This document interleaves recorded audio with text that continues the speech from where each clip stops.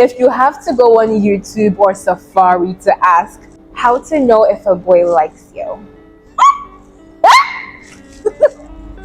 he doesn't. Hello, my darlings. Welcome back, or welcome if you are new here. Hi, my name is Cynthia Harford. I create self-care, self-development, and lifestyle content. If that is something you're interested in, please subscribe. In today's video, I'm going to be dishing out unsolicited dating advice.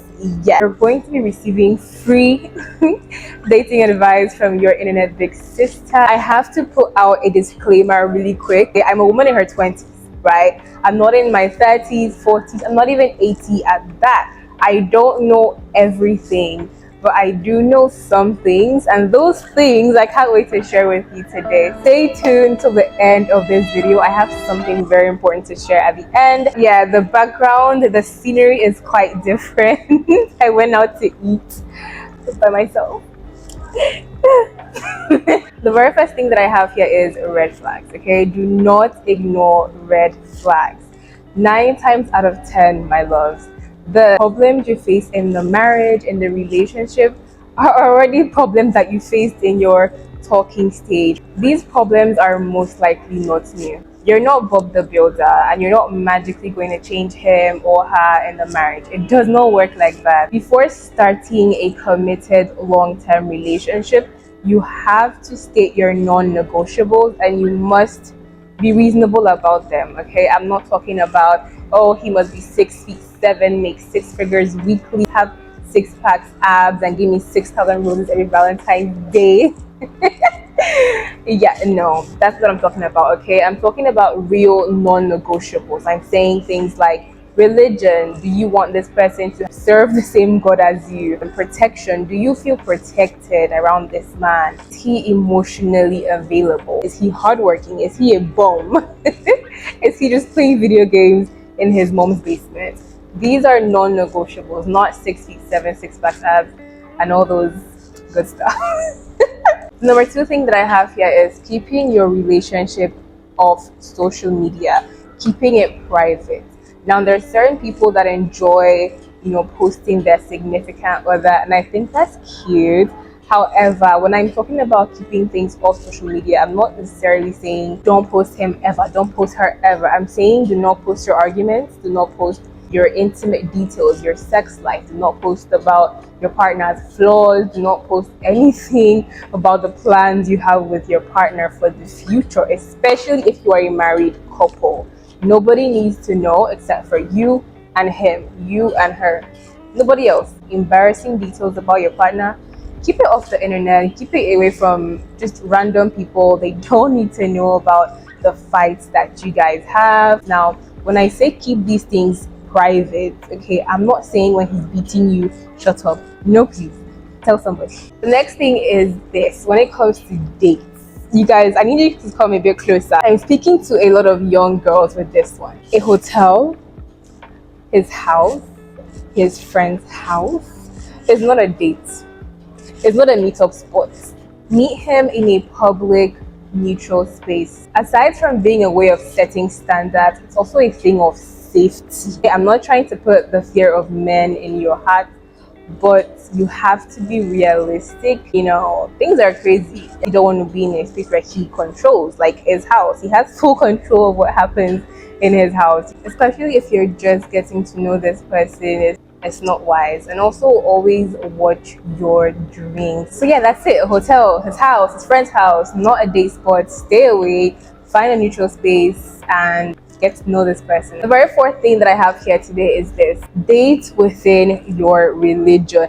I know that people have different opinions when it comes to dating, within or outside your religion, but I personally think that just dating the person that shares the same belief system as yourself is ideal. It saves unnecessary stress, confusion down the line. I can understand a Muslim person marrying a Christian person, and I can also imagine a Christian person marrying a Muslim or someone of different belief. I'm of the belief that someone is going to have to convert, and if neither person is going to convert either to Islam or to Christianity or to being atheist Buddhist, if you're not willing to convert to your partner's religion and belief system, and they are not willing to convert to yours, I don't understand what's going on there. These are first date questions. These are things you need to know right off the bat. Not how tall are you. That's not the issue. What's your religion? What do you believe in? Find someone with the same belief system and rock with them, because it can cause problems down the line. Things that you may not even think about. But planning a wedding, religion does come into play. Okay, raising children, same thing. Religion comes into play. So you're going to have to understand that down the line. I mean, right now it's all lovey-dovey, you can't see through anything, but eventually you're going to have to answer to yourselves when you bear children. People that have gone through it and are going through it will tell you that it's a bit complicated sometimes, and it takes a lot of compromise. Okay, if you're going to do it, keep that in your heart, that you're going to have to make so many compromises, especially when raising children.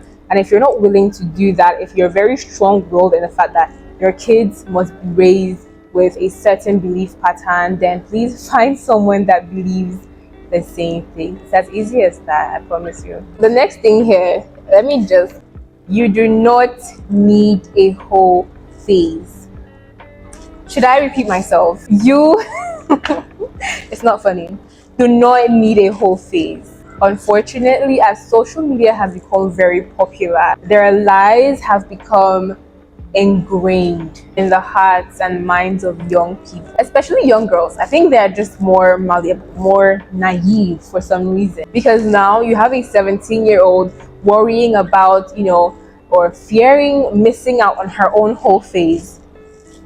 What's that? You have people thinking that there's a stage in life where you have to sleep with as many men as possible. I'm sorry, but that's just not true. No, I'm not sorry. That's just not true.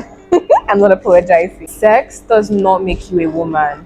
Neither does childbirth. Because not all women are able to even conceive for different medical reasons. You are a woman because that is how you were created. It's your anatomy. It is what it is. Okay, you're a woman. You're a woman. You don't have to go out of your way to prove it by pulling different stunts and doing different things. Okay, having penis in your vagina countless times a week is not a proof of your womanhood. I need you to understand that today. This whole phase propaganda, it destroys young girls. People don't talk about it, but it will destroy you mentally. It will really hurt you. Don't listen to people telling you that it made them feel empowered. Yeah, I'm empowered. No, you're not empowered. They're literally, quite frankly, lying to you, bold-faced lying to you, so that you can make the same mistakes that they made. And that is not a sign of someone that loves you. If you have anybody in your life right now telling you that you have to go through a whole phase, the person does not like you. Even like this much, they don't like you. Any single, quote me, any single person that tells you that sleeping around in your teenage years, your 20s, is somehow liberating, does not love you, and they are lying to you. But because I do love you all, subscribe to my channel. I'm going to tell you the truth, it doesn't. It will leave you empty. The next dating advice that I have here today is babies. Babies are not going to keep a man. Ask around. Ask those that have done it. Don't be fooled into thinking that just because you've popped a baby for him, now he's going to stay. No. If you have to pull stunts like that in the first place to keep him, he's not worth it. Just pick up what you have left of your self-respect and leave him. The next piece of advice that I have for you guys today, and I think my favorite one of all time, if he likes you, you're going to know. No need to make them more. I'm being very real right now. As a woman, it's not in your place to be playing guessing games. Like, what is this? Grade 5? Especially if you're a woman on her feminine journey. Men like these will only draw you back. All your hard work trying to be soft, feminine, you're trying to do a soft gal thing, they're going to spoil it for you right there and then. Because guess what? There's nothing feminine about begging for love. Nothing. People are willing to make time for the things and people that they love and are actually interested in. If you have to go on YouTube or Safari to ask or Google how to know if a boy likes you. I need to keep it down. He doesn't, and he's not worth your time. A person that is worth your time will not put you through ghetto behavior like that. I promise you, baby. If you watched one of those 40-minute long videos on YouTube talking about how to know if a boy likes you, if a man is interested in you, it's giving it's giving leave. Because he doesn't. You will know. Take it from me, you'll know. Alright? Okay, next point.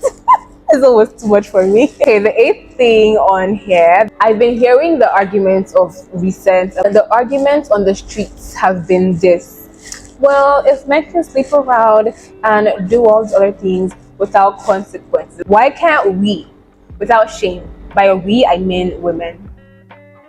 I have just one question. Why are you competing with evil?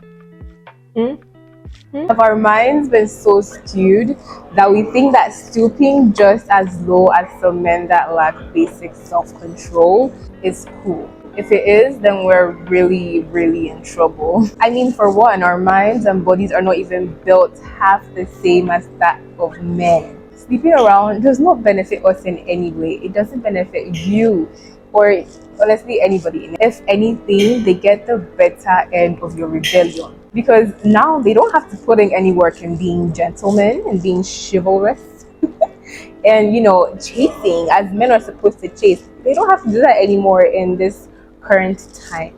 You know why? Because you want to be a rebel. You want to get your lick and be with Tom and Jerry, Harry, Panero, and everybody. You want to go ahead and be rebellious, they might as well get some head. And we are finally at my ninth point. If my tone has gone down a little bit, guys, people are here. People are here now, so I can't be as loud as I feel like I was. Do not ever put yourself knowingly in compromising situations. I understand that when you're younger, you're a bit naive to certain things. If a person says, "Hey, come into my house, let us chill," you're thinking, "Yeah, we're gonna chill." No, he wants to get in your pants. He wants to sleep with you. Chill is sleep. Don't be deceived. Don't stay in a situation that makes you uncomfortable just so that you can spare the other person the embarrassment or the discomfort. This to me is a problem of young girls, people that are yet to find their voice. If you find yourself in a situation where a man or a woman, you never know these days, is coming onto you or doing things to you that you don't feel comfortable doing, I understand that you may feel, especially if you're familiar with this person, you may not want to make the other person uncomfortable by saying, "Hey, what's the I don't like this, don't touch me that way." He or she deserves to feel awkward because what they're doing to you is awkward. If anybody is touching you in ways that you don't consent to, whether on a date or you're just out somewhere, or even if it's your partner, the person you're dating, if they are touching you in ways that you don't consent to, be firm about it and stand on it. Say, "No, I don't like this, I don't want this." Don't bother about how they feel about what you just said, because they didn't care how awkward it was going to be for you when they started doing it, right? Did you think about that? Again, I believe that oftentimes younger girls or women of all ages, to be honest, in order not to be seen as the Debbie Downer or make the other person feel stupid, you find yourself just laughing or going along with situations that you don't actually feel comfortable in. And your laughter isn't really one of, "Oh, this is funny." It's a laughter of, "This is uncomfortable, but I don't know what to say. I don't know what to do. So guess what? I'm just gonna laugh it out." But it's not funny. Nothing is funny. You really must learn to speak for yourself, especially in this corrupt world that we are currently living in. And if you think that you just can't stand up for yourself yet, "Oh, Cynthia, I can't voice my opinions yet. I can't talk about how I feel yet. I cannot, say no yet," then this is a clear indication that you shouldn't be messing with the opposite sex in the first place. I don't care how old you are, even if you're in your 20s, you're 30, you're 40, if you don't think that you are able to yet speak up for yourself when it comes to uncomfortable sexual situations, you should not be messing with the opposite sex, period. It's fine. I believe I forgot a point. At this point, it's meant to be in the point about making babies for men to stay. Okay, yeah, use protection. Of course, the best advice that I could give is to abstain. But if I say it, are you gonna do it? If you have decided to go down that route, please and please make sure that you are protected. Do not have kids for these people. Without a ring on your finger, make sure you are protected. Don't listen to these people telling you, oh, baby, just this time. Da, da, da. I don't know the lines. I don't know what they tell you guys, but whatever they're telling you, don't hear, don't listen. Change again. Close your ears. Be deaf, because when things hit the fan, yeah, they're gonna leave. At the very least, give you money to take it out. Think about that for a second before you go and see John tonight. All right? Okay. The 10th and the last thing that I have for you guys today is this. If you are a woman dating a man, you have to learn and understand respect. My feminists are shaking somewhere right now. You have to understand respect. I'm sorry, but I'm not sorry. Men love that and they eat it up. They swallow it. I believe it's an innate need for them. And then if you are a man dating a woman, you have to learn love. You have to learn to be soft with them. And you have to learn romance. We love all that. And I believe as well that it's an innate need for us. Everybody, of course, deserves love, deserves respect. But I'm just talking about things that are more important to each sex. I believe that for men, it's definitely respect.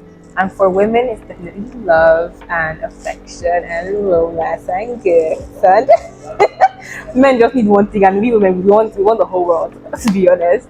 That's all I have for today as far as dating advice goes. I sincerely hope that something I said today was of value to you. If so, please subscribe. Thank you so much for tuning in today, and I cannot wait to see you in my next video. Bye!